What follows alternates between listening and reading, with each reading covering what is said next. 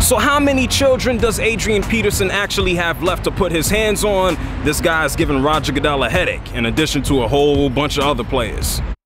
I'm Earl Thomas, Super Bowl champion. That's Richard Sherman, and you're watching JRSportBrief. So look, folks, I hope everybody's having a great Tuesday. Right now, we're going to talk about your main man right there. We know he rushes for 2,000 yards as a member of the Minnesota Vikings. We know he calls Jerry Jones and says that he wants to be a member of the Cowboys. But right now, he's more so known for putting his hands on his kids. And maybe not necessarily even his hands. He is old school. He is going down with the switch. I don't know which kid it was. I know, unfortunately, one of his kids passed away a few years ago. I know last week it came out that he beat one of his kids with a switch, and then they said he put his hands on another child.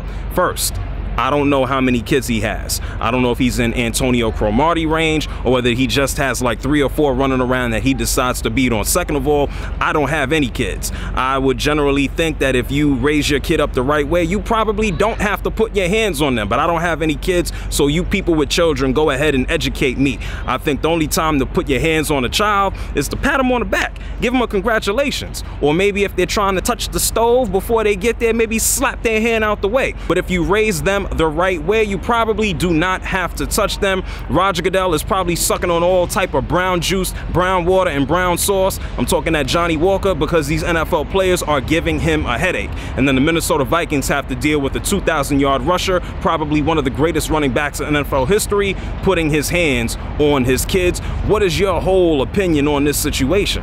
I say, you know what? If you raise your kid the right way, you probably don't have to beat them up, especially if they're like 3 and 4 years old. That is just ridiculous. Go ahead, let me know what you think. So right now, I don't need you to beat on a kid. I don't need you to beat on me. If I need you to do anything, it's put your finger on that subscribe button. It's JR, you're checking out the Sport Brief. There's no beatings here, none. It's not a laughing matter. This joint is ridiculous. Kid is 4 years old. Why do you beat a 4-year-old? Man, subscribe.